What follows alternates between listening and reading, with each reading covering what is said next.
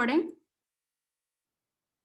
Thanks everyone for showing up. I'm very excited to share about my dream with all of you. But before going on, thanks for keeping the time, Luis. Before going on sharing about it, I actually want to ask people, tell me a time when you really feel seen. However you understand it. Like in an educational context specifically, or just in life? In life, in learning.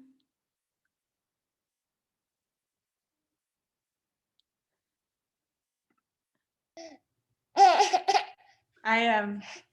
you want us to wait? No, go ahead. When I worked with the design professor who felt like encouraged me to take things in a particular direction, and then when I got it, he was like, yeah, like it felt like he really appreciated in a visceral sense the direction I took things, and there was a mutual respect, and I felt really seen. Yeah, so I heard respect and something that's really you that kind of evokes a sense of being seen. First, when I was asked this question a couple of years ago, and thanks, Luis, for sharing, I found it really hard to answer, and I couldn't find a lot of example of that in my school. Later on throughout, I've heard stories like, super important in conversation with mentor, critical decision that really speak about your character, even dinner with a very old wise friend. And all of these memories, I believe, are we keep them for a long time in our life and build into our identities. However, I guess not all of them, or if any of them, are show up on our transcript or connected to our memory of schooling. So I want to build a high school, important time of our life, called C Academy. If anyone can see my screen that I'm sharing. Cool. C Academy to make people feel seen. I want to build a high school where that truly supports self-growth and students get to experience many of those transformational learning moments that I've mentioned above, where there are people are there for you, listen to your growing pains and walk the path with you. So C Academy is a high school that educates a new generation of creative leaders who have close connections with themselves, the world, and all life through an education rooted in China and nurtured globally. Over 3 years, learners will live in 8 cities, exploring self through intentional introspection and local cultural immersion. Learners will make up their personalized learning path with coaching support from guardians, and they will also work on projects that are aligned with their personal goals and passion. Well, I am from China. It's a piece of land that I have a lot of love and confusion for. As China grows its economy to further its international leadership, China really needs a generation of global-minded but Chinese-hearted leaders. However, as you probably have read in news and hear from friends, high schools in China are designed, like the left, to promote test-taking machines. And rarely very elite schools like on the right, providing some, confidence building and space for exploration, but they're very limited to people who are elite families.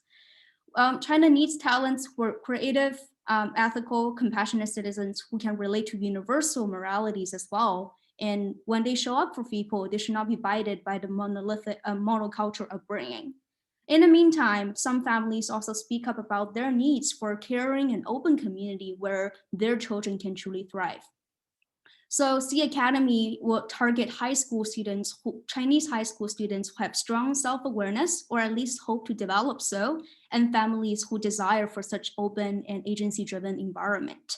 For the first cohort, I am aiming to get 30 students, but I'm also leaving some quota for international background students to keep the diverse perspective. Primary language, instruction language will be English, with workshops and some first-year curriculum taught in Chinese. So the international students will need some foundations for Chinese to be part of the school.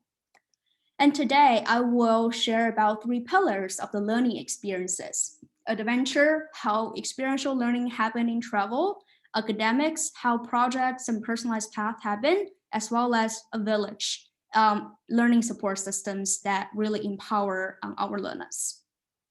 And of course, all these three pillars are not separate. They're interwoven into each other to really support personal exploration and help every student to build a strong sense of identity and grow patience to play the long game and eventually make positive impact in the world. So students over 3 years will live in 8 cities, and in the first year, 4 Chinese cities.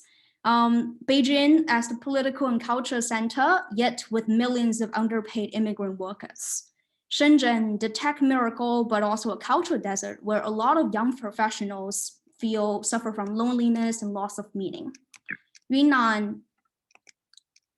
Yunnan, one of the most beautiful part of China, growing green economy, but with lots of ethnic minority suffering in silence.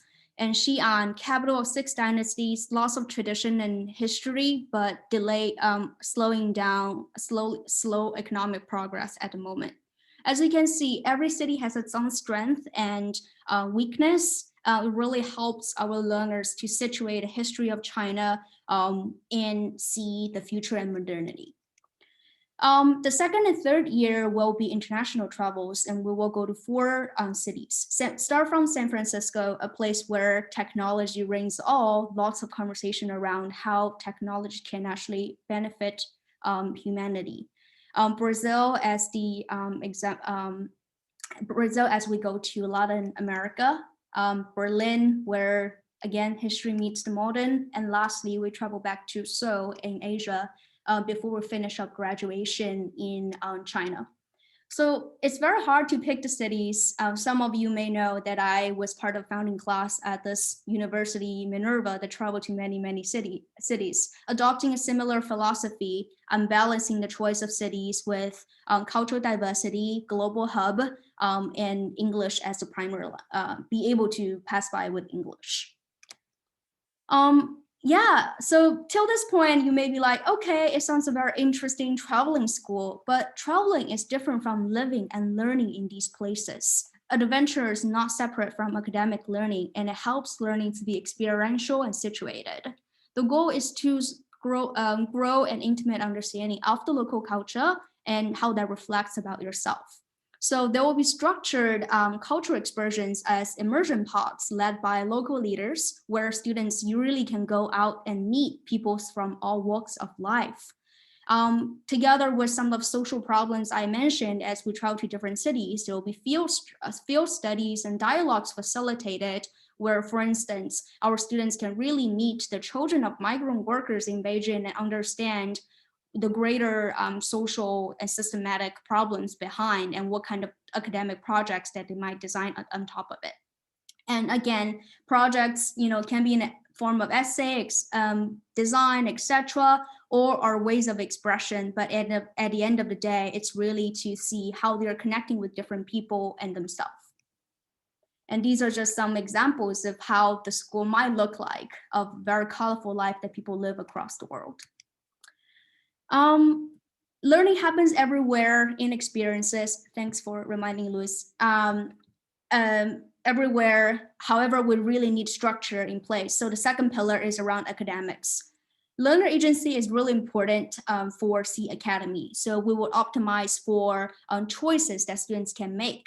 All of the learning are structured in the following 3 kinds of unit, depending on the commitment: experiments, exploration, and expedition.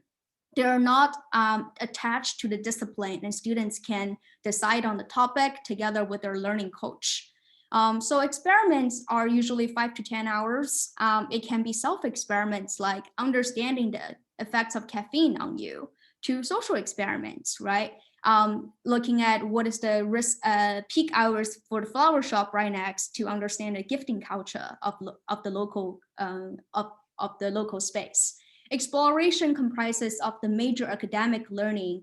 It's usually structured as like a month-long sprint on getting in depth into a subject, for instance, like intro to calculus, etc. And it also can be interdisciplinary, for instance, what is a philosophy on meaning? What is a quantitative interpretation of people's expression of meaning, etc. And expedition, lastly, will be in the form of projects. Students can go deeper into, say, I just want to go quantum physics, and then you can go depth into theories and etc. It can also be in the form of projects. For instance, students can learn about urban planning by studying subway system in all the city that they travel to, etc. And there will be learning guides help students to scope these different projects. So maybe if it's not obvious, it is a hybrid model of learning. So there are learning experts, guardians in person that travel with students. So the subject guides who lead those major subject courses, as well as country managers that take care of students' life and organize social events. On the other hand, in order to ensure the flexibility and wide range of offering that we can have, we hire guides, tutors, and mentors on project or course basis to make sure that niche projects can also be covered for students' learning needs. And on the other hand, in this class, we mentioned so much about, assessment is actually so important to ensure an open learning environment. If at the end of the day, it's all about standardized testing, all those system design doesn't make sense. So deliverable, defense, and progress are the core of how C Academy assesses. At the beginning of each unit, students set their goals and they will evaluate on what they've learned towards the end as part of the evaluation. And they will make a case in the defense of what they have learned and what they saw as an important learning. The right form is kind of an example of how students are learning to use evidences to support, to prove that the learning outcome. And of course, in the end, students and teachers will also evaluate the deliverables to make sure they're high quality and some benchmarks.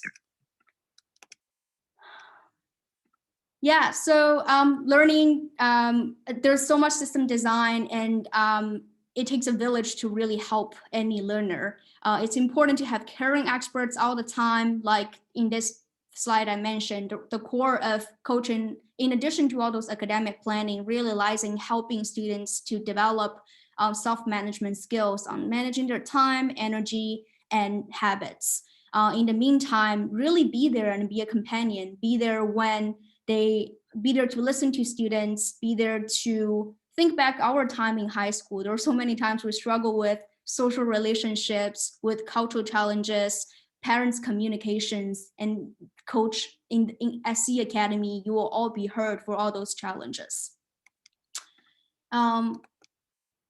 In addition to C Academy staff, will also be connected to global communities of communities. There are actually a lot of institutions already doing this kind of nomadic way of life. So lots of partnerships to discuss on space, mentoring, etc. Thus concludes the 3 pillars of the system design. We really hope students can come out of C Academy with a solid understanding of their identity and ready to enter the world as a cultural representative of China and humanity. They will have patience to play the long game to make positive impact. And before I open up to questions, I would just kind of display some of the principles that I followed to design the curriculum and think about a student life. I hope that these principles do not stop at C Academy, and everyone could take them as a life principle as well. Thanks for listening, and now let's open up for feedback and conversation.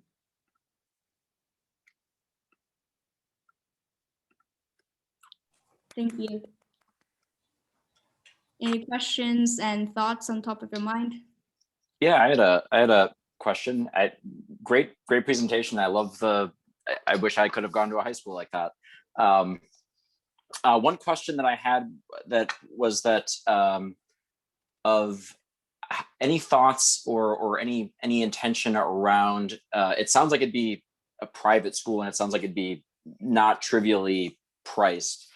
So any thoughts? You said the intention is for helping develop leaders. Any thoughts on how to help diversify in terms of it not just being like the elite learning how to be elite, learning how to be, the elite learning how to be elite, sort of creating like this circular, help with the advantage spectrum, I guess. Yeah, absolutely. It's becoming ridiculous how expensive top schools has become in China, especially with international schools and bilingual schools building up. It can go up to like 50K a year kind of price. I did some calculation, and as I mentioned, like some of the staff will be employed based on course and part-time, so the price get cut down quite a lot. Right now, my number is around 25K per year for per student, which is still quite pricey. And that's why initial cohorts, I'm aiming for relatively well-educated family that are willing to invest in the open-ended education. But on the other hand, open up scholarships to kind of allowing some entries from more humble families. But eventually, I really hope to get some funding in a way that we can just give out scholarship. But one point Makes I think sense. Thank you. to your opinion is there are so many elite schools in China, and it's a very vicious cycle around, they just become more like selfish around their bubble. You get to level 1, level 3 elite, you want to go to level 1 elite, and this is a little bit sad to see kind of children get less open-minded and they want to live the style that their classmates live. And this is why, I want to open up the world and see they're all people from all walks of life, even you are come from relatively privileged family. Makes sense. Thank you. Thank you. Can I ask a question? Yeah, go ahead. So first of all, amazing job, Lucy. It's really exciting to see, and having gone through Minerva with you, it's cool just to see some hints of some of what experience we had together in this concept. I guess my question is around how, like, two-part question. One is like, is there a selection? Do you envision a selection process for students? Do you want there to be, certain level of like academic rigor for the students to get in or something, or is it generally if you can pay you can get in? And then I'll hold the other question. I'll just leave it. Yeah, I think I will hold some minimal bar for academic rigor, but again, like I think the path is so personalized. Not everyone used to graduate with like 2400 in SAT. So that's the more minor criteria. I think I would want to kind of qualify more around characteristics. One, especially around learner agency. I will be actually very happy that students found the school themselves, for instance, and what is see through their reasoning about why do they want to take this opportunity? What are some risks that they see? Do they have solid reasoning? Are they informed about their choice? So this is one huge aspect. Two, have they done something that they're truly proud and passionate about? Even not like, traditional standards of winning prize and etc. So these two past experiences on passion and like dedication, commitment, and general maturity around decision making might be two areas that I would test on the admission process. Thank you. We have 2 more minutes if anyone want to either share a thought or pose a question. Hey, Lucy, I was curious. Go ahead. Go ahead. I was curious how it works in China in terms of standardized testing. Like if opening private schools like this, are there legally required standardized tests that students are still required to meet for the school to stay accredited or anything? And yeah, I'm curious about, I don't know, I'm curious to hear your thoughts on it. Yeah, if Zoom has a crying face, I'll definitely put a huge crying face. It did. I saw it appear. Over that. Hard challenge. I still know if I helped started a few innovative schools in China, and they're still not credited officially like 5-6 years in with like really amazing graduates. What are the implications of being unaccredited then? Well, lots of family will not choose to join because it's important for them, and it puts more stress around kind of like, proving yourself, just more debt to pay. But I think I'm we're aware of this situation. My strategy would be kind of one, seeking more alternative kind of like system proof, like Master Transcript Consortium, that they're not school credited, but they say your competency-based model is valid and it's connected to some network. So I think I would seek more alternative kind of international recognition. That's one. And two, honestly, like the beginning of the first few cohorts, it has to be the family have really strong faith in this way of learning, and students too. So it might be a very good filter if they come and like they're like, I'm not coming because of accreditation, but it's like a double-sided for sure. And it's really hard to get licensed in China. Cool, thanks. Do we have, maybe we'll just have a very quick question or feedback from Jaja, and then we'll pass on to Luis. Yeah, I just want to ask a quick question about like, do you intend to take this vision like in practice in long term, or is this like more like an exploration that you're like exploration and iteration that you have? Yeah, I think it's a question that everyone in this class asks. Some of us are already taking actions. I think it's definitely a work of being. It's continuation a lot of how I be and my values. So it's very important. I definitely see at some point, if not exact form, I will embark this journey of creating an alternative school. So that is for sure. But if it will be exact same form, it might morph over time. And what would be the core value and spirit that you want to embody in the school? Yeah, Because once you can prioritize, what would it be? Yeah, two things. One, I think it's an important exploration for me to build a really like a China rooted and global minded version. Like that spirit I need to live through for myself and for the school. Two, the project based, and you have access to like different people from different walks of life instead of just create academically strong projects. So these two things will be like non-negotiables. I see. Okay, cool. Thank you everyone for Amazing. asking questions. And thank you so much for your time. And I'm going to pass on to Luis.